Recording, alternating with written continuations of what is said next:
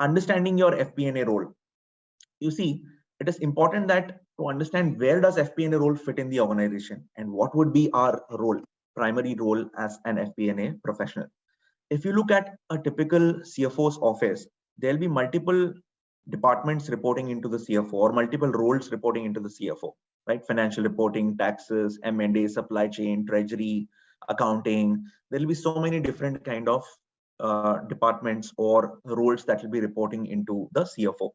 And each of these roles have a certain responsibility. Like financial reporting is responsible for preparation of financial statements, notes to accounts, getting the statutory audit done, getting the internal audit done, all of that stuff. ERP department is usually there to maintain, the software, make sure that all the reporting is seamless and they are able to control all the access and everything. Then similarly, you might have a treasury department, which is dealing into the banking requirements, the funding requirements, liaising with the banks, working capital management, investing surplus funds. All of that is tackled by treasury department. So you see, similarly, each of these roles that you see have their own responsibility, right? That the company that needs to be executed within the company. But amidst all of this compliance, amidst all of this reporting, taxes, and bank relations and everything, who is that person who's keeping a check on the performance of the business? Who is that person who's keeping a check to understand whether the operations are being run in a profitable way or no? Right? Who is that person who is ensuring that we are on track to achieve the performance that we are expected to deliver? Okay, that is where FP&A team comes in. Right? The primary role of FP&A is to provide adequate and timely insights to the CFO and other senior management, okay, to take meaningful decisions, to take prudent financial decisions. That is where FP&A role comes in.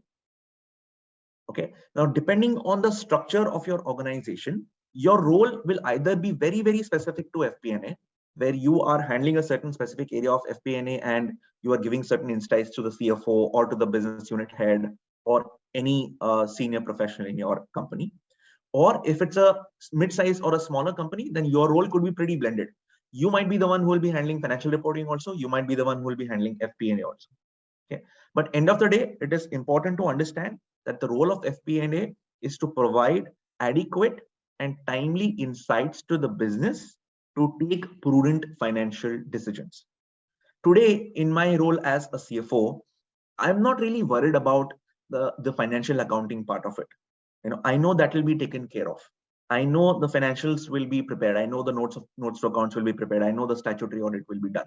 In my role as a CFO today, if I have to give you a rough split, I spend about 20% of my time on compliance activities. That is financial reporting, taxes, internal audit, all kinds of government audit, whatever it may be. And 80% of my time is spent in understanding the performance of the business and influencing the performance of the business to make sure that we are taking prudent and profitable decisions. Yeah, like for example, I might be involved in a very strategic decision. Let's say today we want to open a branch in some other country, or we want to open a branch in some other part of India. Will that be feasible? Now, this is a decision where they will involve me or part of FP&A team to do that analysis and give them an understanding whether we can go ahead with this or no.